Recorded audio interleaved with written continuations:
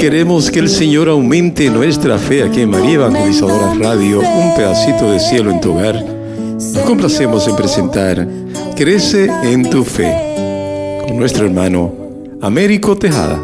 Que nunca olvide tus promesas. Saludos en este glorioso día y bendiciones a los radio creyentes que escuchan María Evangelizadora Radio, que están sedientos de la palabra de Dios. Les envía un saludo a su hermano Américo Tejada, de la parroquia San Simón Stack San José. Está localizada en el Bronx y pertenece a la Arquidiócesis de Nueva York. Estamos aquí todos los miércoles de 4 a 5 p.m. y los sábados de 9 a 10 a.m. hora de Nueva York. En este segmento de estudio bíblico titulado Crece en tu fe, estamos reflexionando el credo de los apóstoles, que es la profesión de nuestra fe, donde profesamos una sola fe en los misterios, en las doctrinas, que solo podemos conocer gracias a la revelación divina, que nos afirma que Dios es una trinidad de personas divinas, y nos dice que no creemos en fórmulas, sino en realidades que esas fórmulas expresan, y que la fe nos permite tocar. Es nuestro acto de confianza en todo lo que Dios es, lo que nos dice y lo que nos pide. Nuestro objeto no es un enunciado, sino una persona, porque no se puede amar a quien no se conoce. Que los artículos del credo nos acompañen en el camino hacia el conocimiento, que es nuestro camino hacia el amor. Pero antes vamos a comenzar con una oración que lo hacemos en nombre del Padre, del Hijo y del Espíritu Santo. Señor, que todo lo que hagamos este día inicie con tu bendición y termine con tu ayuda. Que todo lo que digamos este día sea motivado por tu amor e inspirado por tu gracia. Que nuestras obras de este día reciban tu inspiración y perduren en tu paz. Todas estas cosas, Padre Celestial, te las pedimos en el dulce y poderoso nombre de tu Hijo Jesús, que vive y reina en unión del Espíritu Santo, quien es Dios, por los siglos de los siglos. Amén. Los créditos de estudios bíblicos son dados al doctor Scott Hahn, a la Biblia de Jerusalén y a la hermana Evelyn Morán y su ministerio de música. A los hermanos y hermanas que viven en el Bronx, para invitarlos a nuestro círculo de oración de la parroquia San Simón Stock San José, que está localizada en el 2191 Valentine Avenue, esquina calle 182, comenzando con la misa a las 7:30 p.m. todos los viernes por la noche. Para anunciarles que también tendremos una misa de sanación el segundo viernes de cada mes a las 7:30 p.m. Se impartirá el sacramento de la unción de los enfermos y también se orará por los enfermos. La próxima misa de sanación será el viernes 10 de noviembre, así que traigan todos sus enfermos o vengan para orar por ellos. Habrá acceso para personas en silla de ruedas. En el segmento anterior estábamos hablando sobre el Juan capítulo 20 y decíamos que habla sobre todo del apóstol el apóstol Tomás, ya me acuerdo. Y decíamos que esta incredulidad del apóstol Tomás servirá de argumento perenne para la fe de toda la iglesia. Santo Tomás, el apóstol, es modelo de los que dudan de Cristo, tanto de su divinidad como de su humanidad, pero luego se convierten sin reservas. La divina clemencia actuó de modo admirable para que, tocando el discípulo dubitativo las heridas de carne en su maestro, sanará en nosotros las heridas de la incredulidad. Así el discípulo, dudando y palpando, se convirtió en testigo de la verdadera resurrección. Pero volviendo a Juan capítulo 20, donde leemos 8 días después, es decir, al domingo siguiente. Esta nota cronológica, además de precisar el hecho mismo, nos quiere indicar cómo las asambleas litúrgicas del cristianismo primitivo comenzaron a realizarse el primer día de la semana, o sea, el domingo, en conmemoración de la resurrección del Señor Jesús. Juan, el apóstol, insiste nuevamente en que Jesús entra a pesar de estar cerradas las puertas. Si Jesús presenta su propio cuerpo, es sin embargo ahora un cuerpo espiritual que goza de cualidades nuevas. En esta ocasión, entre el grupo de discípulos se encontraba también el apóstol Tomás. La aparición del Señor Jesús será una aparición de reconocimiento en favor del apóstol incrédulo. Después del Señor Jesús, Tomás es la figura central de la narración. Leamos las Escrituras.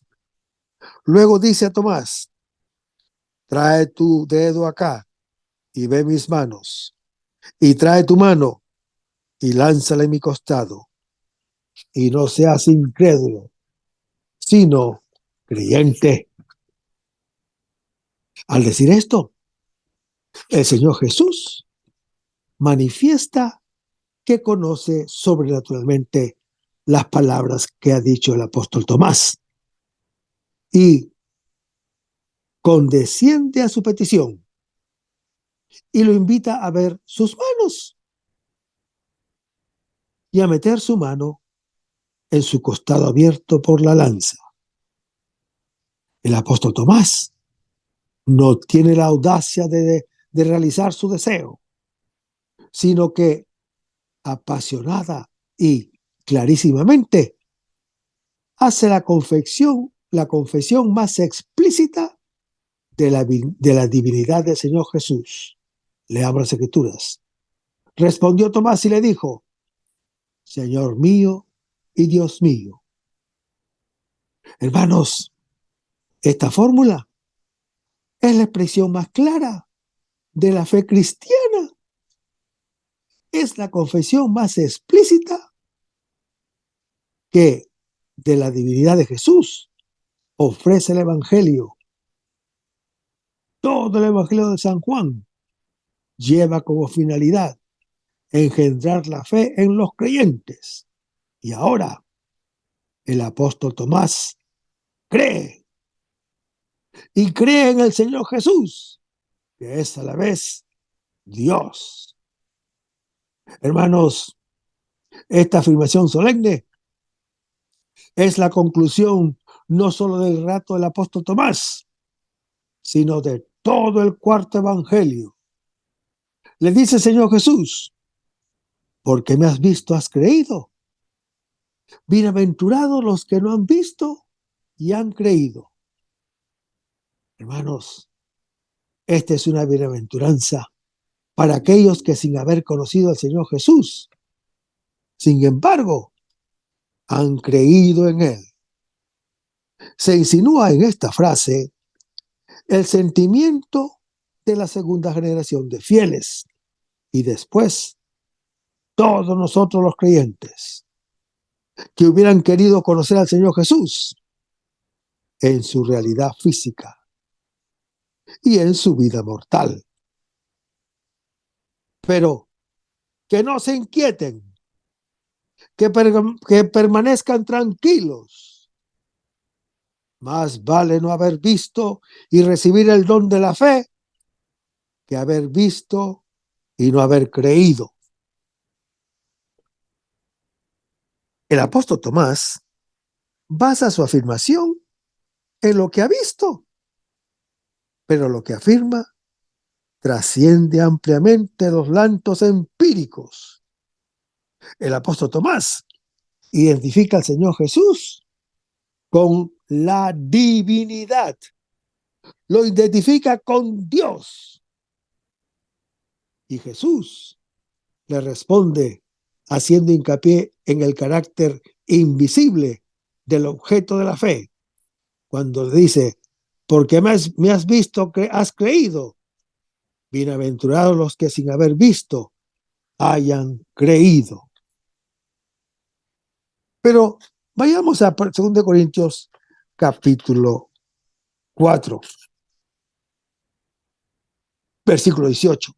Hermanos, los sufrimientos apostólicos son considerados ahora en función de la vida futura, llena de gloria. La vida presente, en la que cada momento nos vemos en las orillas de la muerte, terminará ciertamente presa de la muerte. Pero nada importa.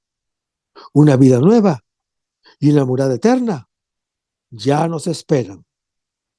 Nuestro hombre exterior es nuestro ser pasible y mortal, con todas sus fuerzas físicas, con todas sus emociones y sus apetitos, según lo anuncia el apóstol Pablo en su epístola a los Romanos capítulo 7. Es nuestro hombre interior.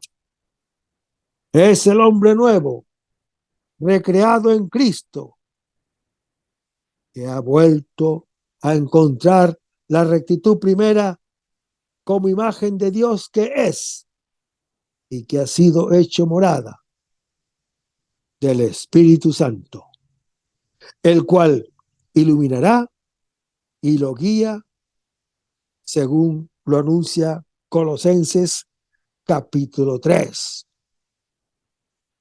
Hermanos, el hombre nuevo se opone al hombre viejo, sujeto a la seducción de las concupiscencias y esclavo del pecado, según lo anuncia Romanos capítulo 6.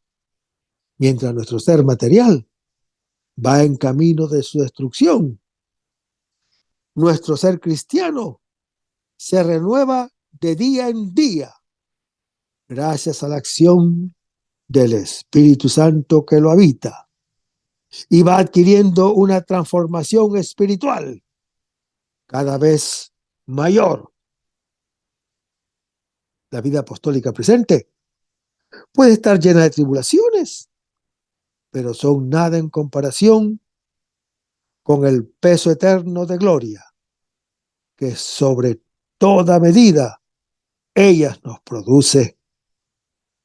Solamente es necesaria una condición: tener la mirada fija no en las cosas y experiencias de este mundo que vemos y que pasa, sino en las realidades del reino futuro, realidades del mundo espiritual, de la gloria, realidades que son invisibles y que no pasan, porque son eternas.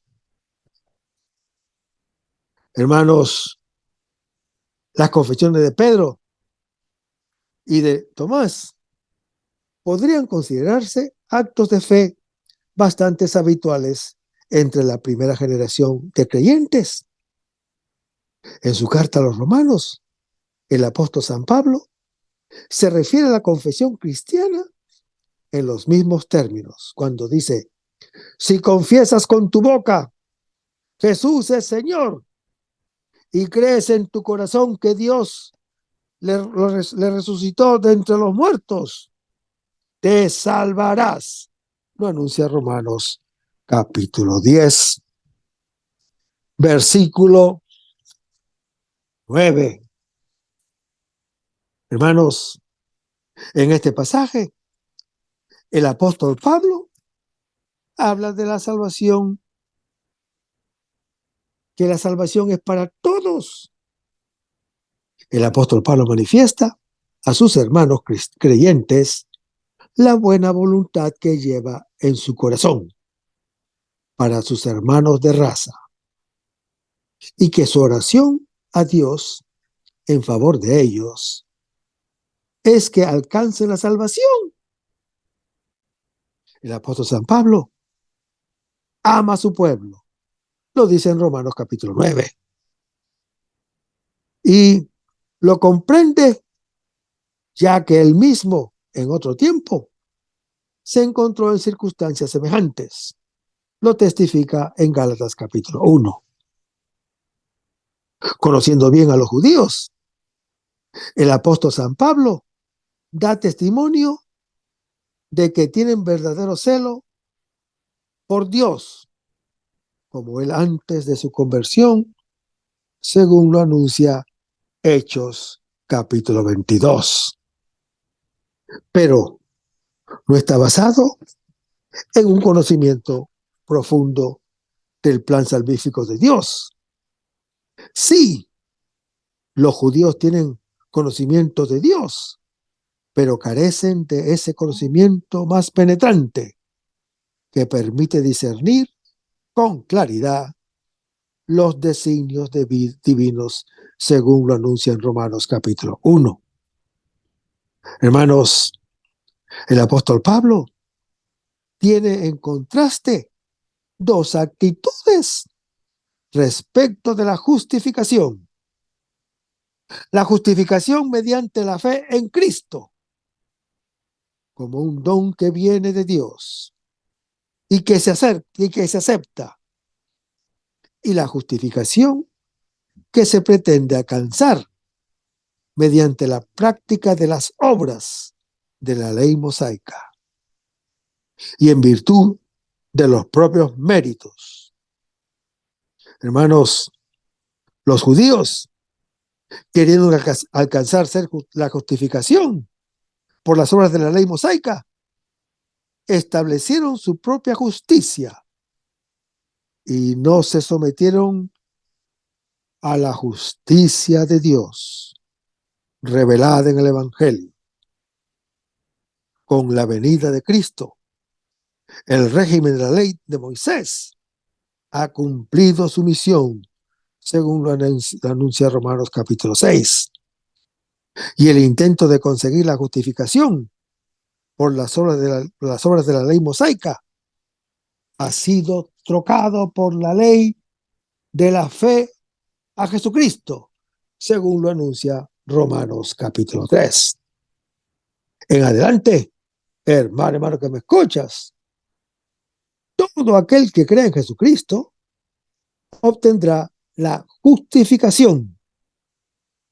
El apóstol San Pablo habla de la justicia de la ley mosaica y cita Levítico capítulo 18, donde se lee: el hombre que observe los preceptos de la ley vivirá por ellos.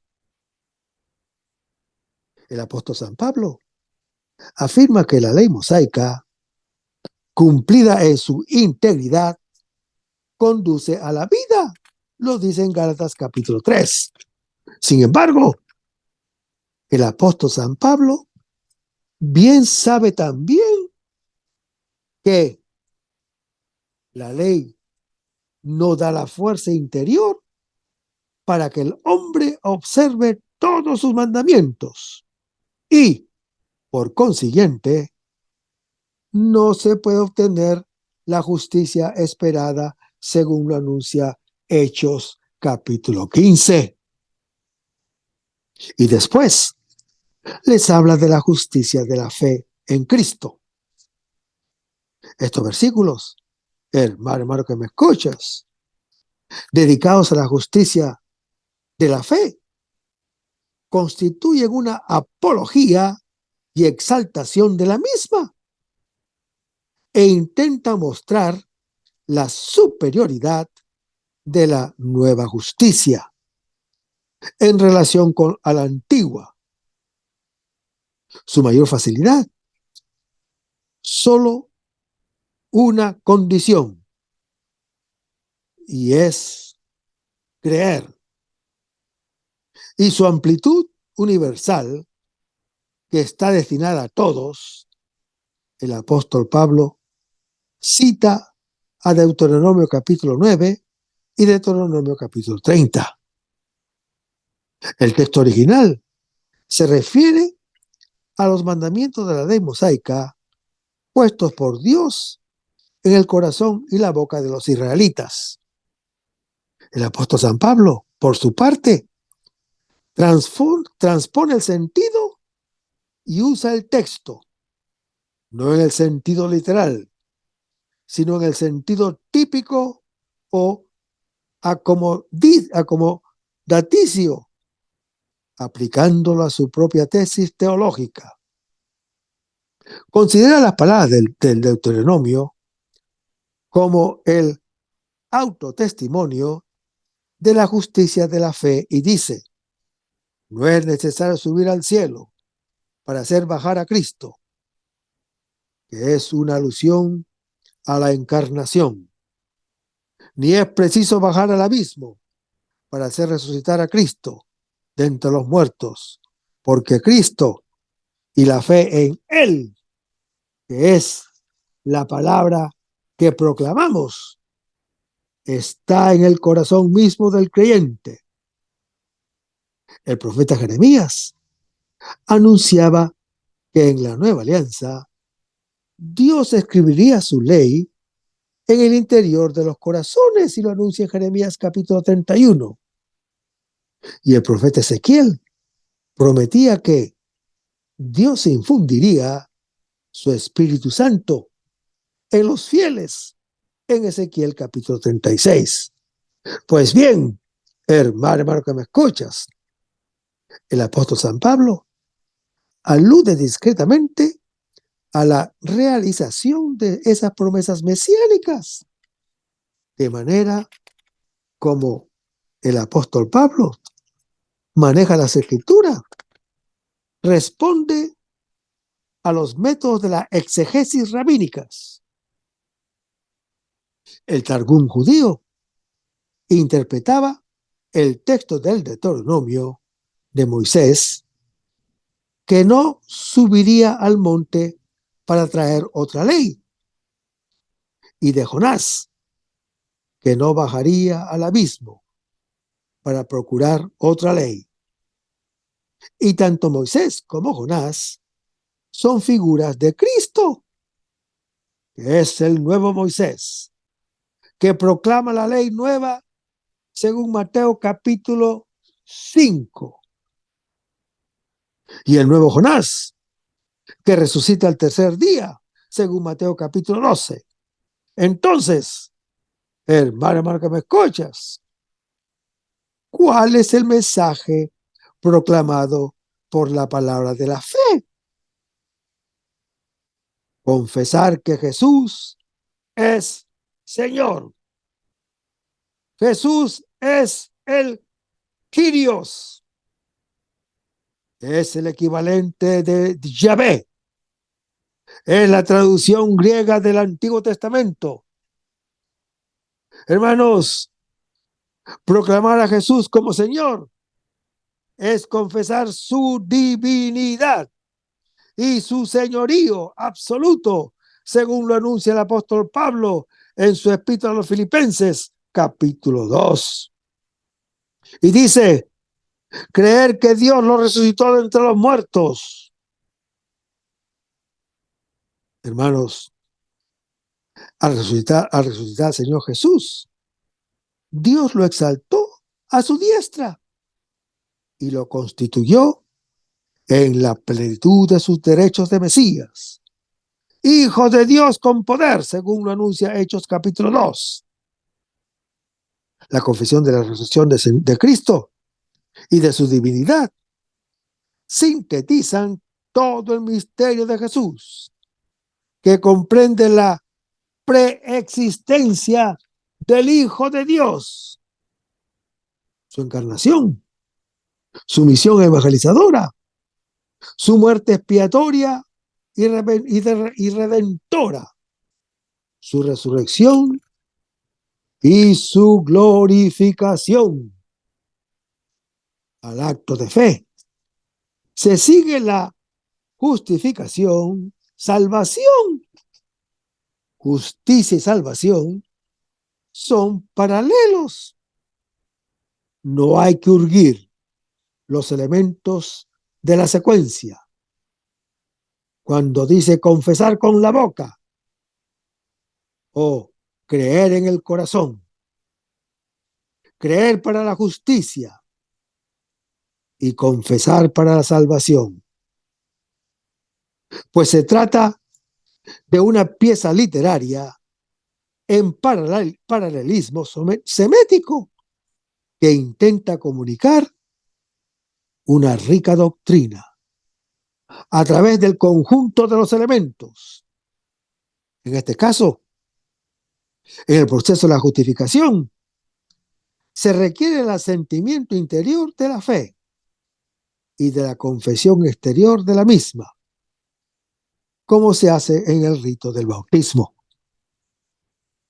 Es necesario unir la convicción interior con la conformidad a ella en la vida diaria. Hermanos, la fe es una decisión interna y personal que compromete la vida total del creyente. No puede haber verdadera fe interior que no sea puesta en práctica exteriormente. Cristo es el Señor de todos y por eso en Él desaparecen las diferencias, según lo anuncia Hechos capítulo 10. El apóstol San Pablo apoya la exigencia de la fe en dos textos de la Sagrada Escritura. Leamos. Por eso así dice el Señor Yahvé: he aquí que yo pongo por fundamento en Sión una piedra elegida, angular, preciosa y fundamental. Quien tenga fe en ella no vacilará. Y lo anuncia en Isaías capítulo 28. Y en otro lado se dice, se lee: y todos los que invoquen el nombre de Yahvé se salvarán, porque en el monte Sión y en Jerusalén habrá una escapatoria, como ha dicho el Señor Yahvé. Y entre los supervivientes estarán los que llame Yahvé. Y lo dice en Joel capítulo 3. Hermanos, estos dos textos proféticos se referían solo al Señor Yahvé en el Antiguo Testamento. Después, el Nuevo Testamento los aplica al Señor Jesús, según Romanos capítulo 9. En la definición de un creyente, Cristo ocupa el lugar que ocupa el Señor Yahvé. En la definición de un judío, según Hechos capítulo 9. Hermanos, el apóstol San Pablo da por hecho que una declaración de fe cristiana sincera ratifica las doctrinas que distinguen el cristianismo de cualquier otra religión: la divinidad del Señor Jesús, su identidad de Mesías y su resurrección. También especifica que la confesión cristiana debe hacerse en voz alta. La fe puede empezar en el corazón, pero además debe expresarse con la boca. Una confesión como esa, al igual que antes el Shema, apunta a una alianza con unas consecuencias concretas, con bendiciones y maldiciones, unas explícitas y otras implícitas. Si haces esa confesión, recalca el apóstol San Pablo, te salvarás. En otras ocasiones, comprobamos cómo el contenido de la confesión era algo que se entregaba a un individuo y que éste recibía activamente. Vayamos a 1 Corintios capítulo 15, versículo 1. Hermanos, muchos griegos pensaban que el alma inmortal, al morir, la persona dejaba el cuerpo y quedaba sola.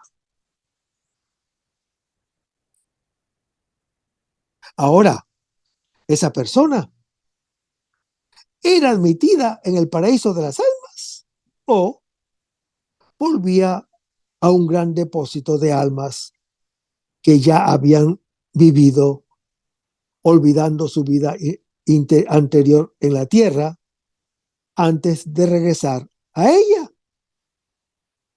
Otros decían, como muchas personas de hoy, que todo se acaba con la muerte. Después de tratar varios tópicos, el apóstol San Pablo aborda un tema doctrinal de la más grande importancia. No parece responder a alguna pregunta de los corintios, sino a noticias que él ha recibido. Hay algunos que niegan la resurrección de los muertos. El apóstol San Pablo va, pues, a recordarles que la fe en la resurrección está en lo más profundo del mensaje cristiano. Se trata probablemente de cristianos de origen y cultura griega, imbuidos de ideas antropológicas dualistas, a quienes parecía demasiado burda la resurrección corporal futura, según lo anuncia Hechos, capítulo 17. Y afirmaban que la resurrección estaba ya en el presente. Son los precursores de los gnósticos del segundo siglo. En cambio, hermano que me escuchas, no parece que hayan sido judíos cristianos. En efecto, en el mundo judío, la doctrina de la resurrección fue primero presentida y esperada en el Antiguo Testamento. Leamos las Escrituras.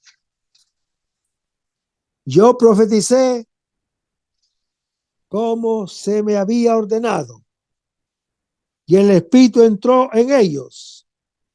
Revivieron y se incorporaron sobre sus pies. Era un enorme ejército. Lo anuncia el profeta Ezequiel en su capítulo 37. Y en el Salmo 16 se lee, pues no me abandonarás al Seol, y dejarás a tu amigo ver la fosa. Y en Isaías 19 se lee, revivirán tus muertos, tus cadáveres resurgirán, despertarán y darán gritos de júbilo los moradores del polvo. Y más tarde, enseñada explícitamente en la tradición judía, leamos las Escrituras. Muchos de los que descansan en el polvo de la tierra se despertarán, unos para la vida eterna, otros para vergüenza y horror eternos. Los maestros brillarán como el resplandor del firmamento, y los que enseñaron a muchos a ser justos como las estrellas para siempre. Lo anuncia el profeta Daniel en su capítulo 2. Y en 2 Macabeos capítulo 7 se lee, al llegar a su último suspiro dijo, tú, criminal, nos privas de la vida presente, pero el Rey del mundo, a nosotros que morimos por sus leyes, nos resucitará a una vida eterna. El apóstol San Pablo abre su tratado con una frase y les dice, les hago saber. El verbo no significa simplemente les recuerdo.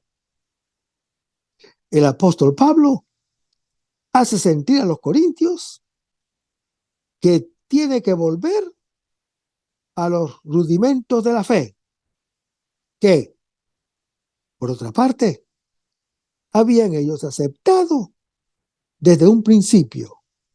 Dice, el evangelio que les prediqué es una vigorosa expresión que describe tanto la bondad como la alegría de la buena nueva. Ya en el Antiguo Testamento, el profeta lo había anunciado. Leamos las Escrituras. Qué hermosos son sobre los montes los pies del mensajero que anuncia la paz, que trae buenas nuevas, que anuncia salvación, que dice a Sión, ya reina tu Dios. En Isaías capítulo 52. Hermanos, el Evangelio anuncia y comunica salvación, la cual en su proceso dinámico culminará con la resurrección escatológica, según lo anuncia 1 Corintios capítulo 1. El apóstol San Pablo tiene confianza en los creyentes de Corinto y supone que retienen el Evangelio tal como se lo proclamó.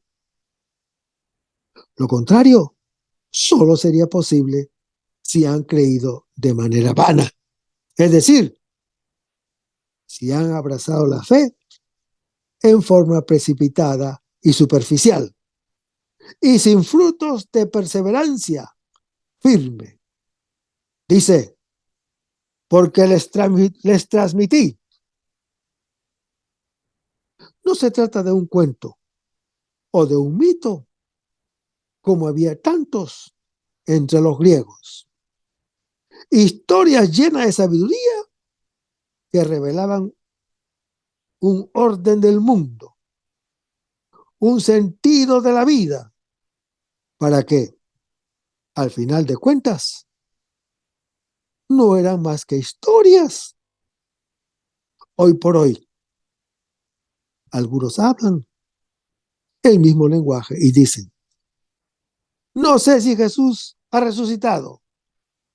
Y los evangelios no se interesan directamente en lo que le pasó. Lo importante para ellos fue que unos acontecimientos extraños sucedieron, gracias a los cuales los apóstoles se animaron y consideraron al Señor Jesús y el más allá con nuevos ojos.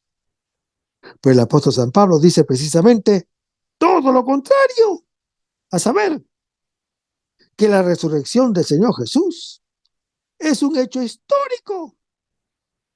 Hermanos, el verbo transmitir o recibir permanecen al vocablo técnico del judaísmo que pasó a la comunidad cristiana. El apóstol San Pablo recibió de los apóstoles y de los primeros creyentes la doctrina de la persona del Señor y a su vez la transmitió. Se trata, pues, de una cristología pre-paulina. Es la tradición apostólica, que es fuente de revelación, según lo anuncia 1 Corintios capítulo 11. El adverbio en primer lugar no se refiere al tiempo, sino a la importancia del tema. La doctrina de la resurrección fue entregada por el apóstol San Pablo como algo central, como algo indispensable y fundamental en la fe cristiana. Dice que Cristo murió por nuestros pecados, según las Escrituras. Hermanos, el valor salvífico de la muerte de Cristo es una doctrina teológica que viene desde los orígenes del cristianismo. Es un dato esencial en la predicación del Evangelio anterior al apóstol Pablo. Hay una misteriosa relación que muestra que nuestra mente no alcanza a comprender entre la muerte de Cristo y el perdón de los pecados de la humanidad, según lo anuncia Romanos capítulo 6. Hermanos, el apóstol San Pablo no dice explícitamente de qué escritura se trata, pero muy probablemente se refiere al cántico del siervo de Yahvé de Isaías capítulo 53. El judaísmo nunca aplicó el texto de Isaías 53 a la muerte ni a los mártires, ni a los justos, menos aún al Mesías, pues nunca tuvo la idea de un Mesías que padece. El concepto de muerte expiatoria tuvo origen en las primeras comunidades palestinenses, a la luz del Espíritu Santo. Los cristianos percibieron el valor salvífico de la muerte del Señor Jesús y lo vieron anunciado en el siervo de Yahvé. Dice que fue sepultado. Este detalle, aparentemente trivial, tiene gran importancia. Es una alusión discreta al sepulcro vacío. El Señor Jesús fue sepultado sobre la tumba. Fue encontrada vacía al tercer día. Dice que ha resucitado. Ha resucitado al tercer día según las Escrituras. El verbo está en forma pasiva y en tiempo perfecto. Fue un acto de la omnipotencia de Dios. El Jesús que murió y fue sepultado, ahora vive. La pequeña frase al tercer día tiene un doble sentido. Uno ligado, en cierta manera, a la historia. Otro teológico. La resurrección de Cristo es un acontecimiento sobrenatural y metahistórico que trasciende la historia, que está más allá de la frontera del tiempo y de la historia, la cual trabaja a base de pruebas constatables y de documentos. El misterio de Cristo resucitado pertenece a la dimensión del otro mundo, pero al tercer día, al encontrar el sepulcro vacío y al ver que el Señor Jesús se les aparecía, creyeron en su resurrección. Una cosa vieron, otra creyeron. Vieron la tumba vacía y lo vieron a Él y creyeron en que Dios lo había resucitado. Hermanos, el pasaje de las Sagradas Escrituras que alude al apóstol San Pablo debe ser del profeta Oseas, pues la tradición judía rabínica utilizaba este texto para señalar la resurrección de los muertos. Leamos las Escrituras. Dentro de 2 días nos dará la vida. Al tercer día nos hará resurgir y viviremos en su presencia. Lo anuncia el profeta Oseas en su capítulo 6. Hermanos, el Señor Jesús es una nueva creación. Muere el día 6º de la semana.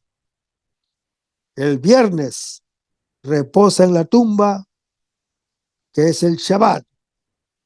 el sábado, el séptimo día, día de descanso divino, y recibe la nueva vida el primer día de la semana, el domingo, el comienzo de la semana, de una creación en que cada creyente ratifica esa doctrina en voz alta al hacer de ella solemne profesión en presencia de muchos testigos. Lo anuncia 1 Timoteo, capítulo 6. Estos casos muestran una relación con lo que conocemos acerca del rito bautismal de la iglesia primitiva. Antes de la inmersión ritual, cada candidato recibía los principios básicos de la fe y los rectificaba, confesándolos a su vez en medio de la comunidad. La primera palabra que empleamos da testimonio de la característica comunitaria de estas fórmulas anteriores al credo.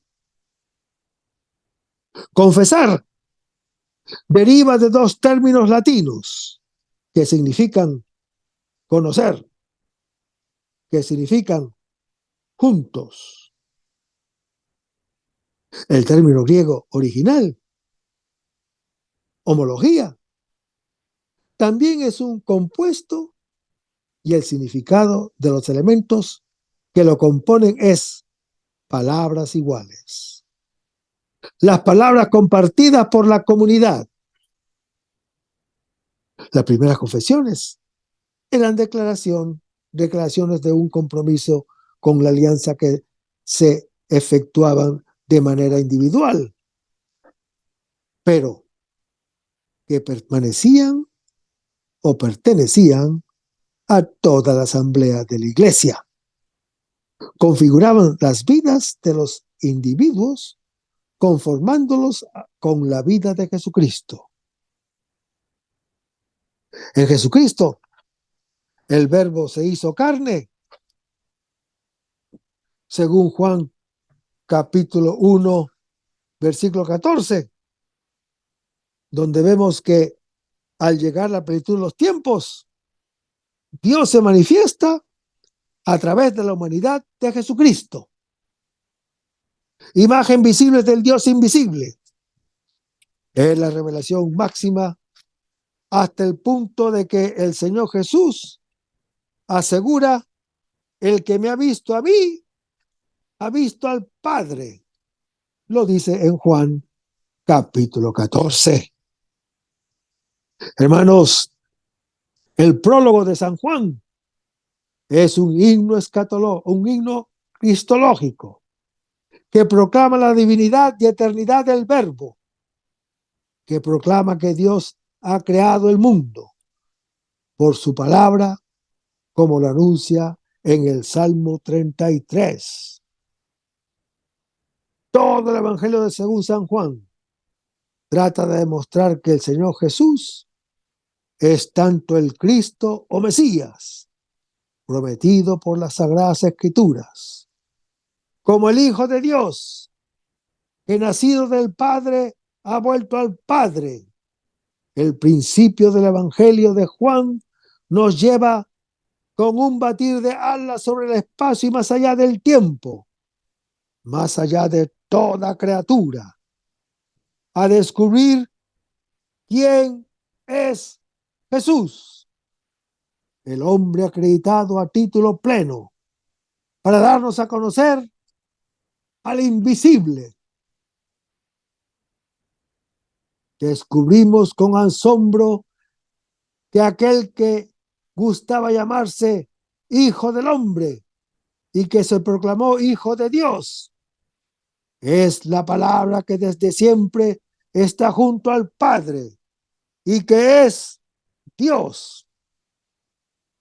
Hermanos, esta palabra, objeto del testimonio de los profetas y de los sabios, pero jamás conocida, se hace carne en el Señor Jesús para revelarnos y compartir con nosotros su gloria como unigénito del Padre, y podamos así descubrir nuestra condición de hijos de Dios. Cabe comparar el prólogo de San Juan con el principio de una sinfonía en el que se preludian los motivos.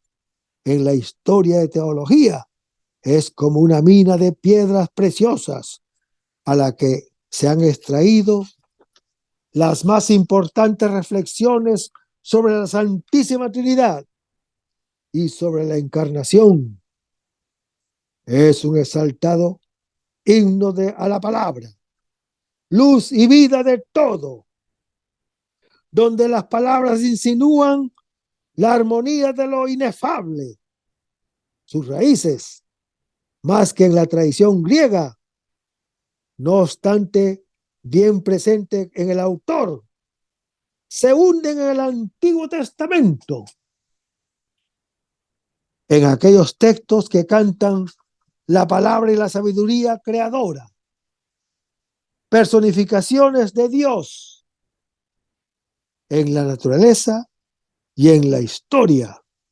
Al abordar este texto, tenemos la impresión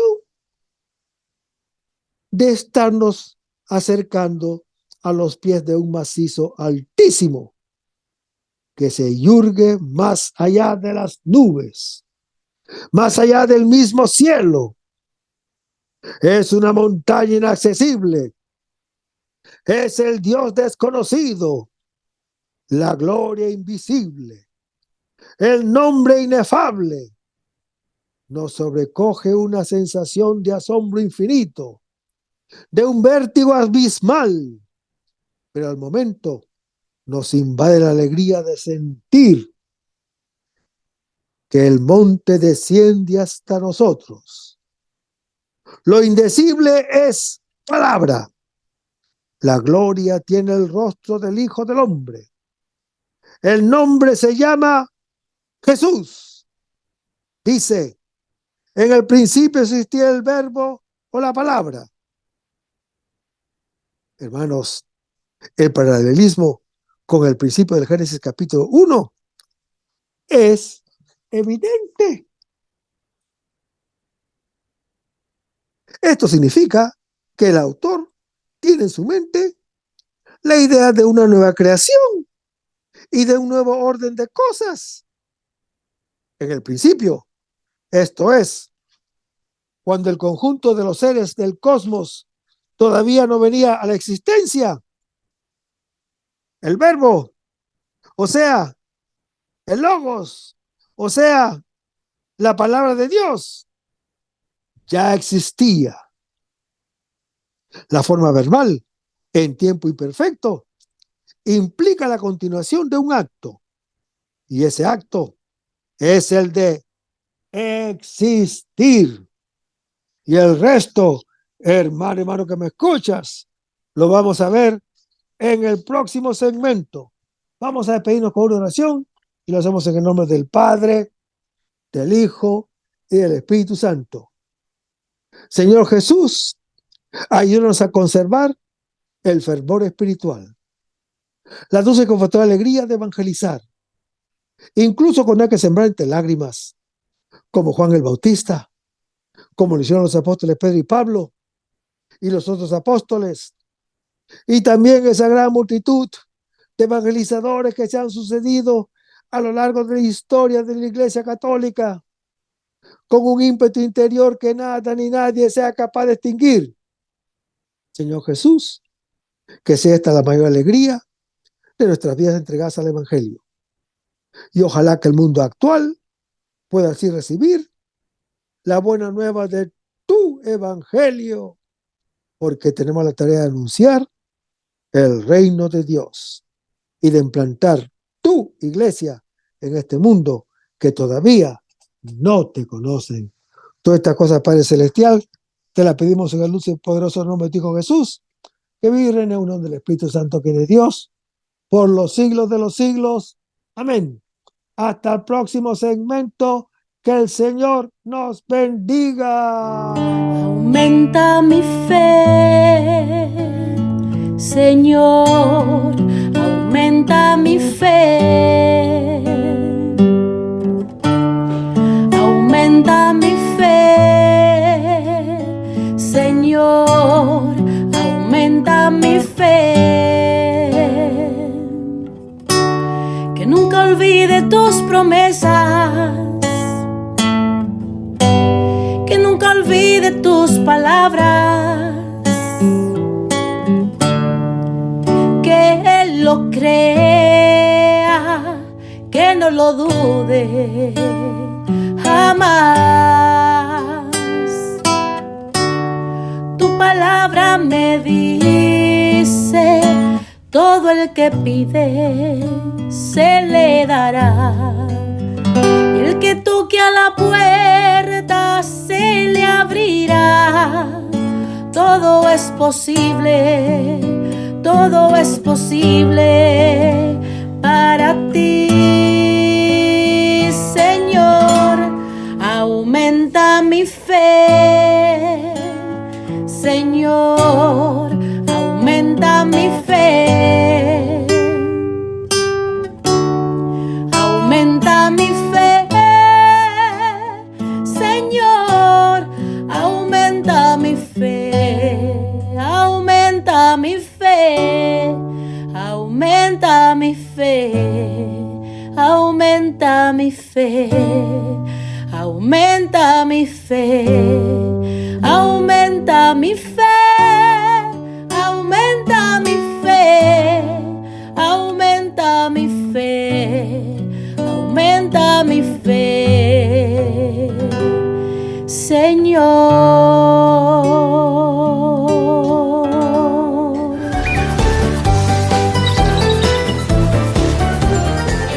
María Evangelizadora Radio. Un pedacito de cielo en tu hogar. Evangelizando para el mundo. 100% católica. Tía, yo estoy aprendiendo.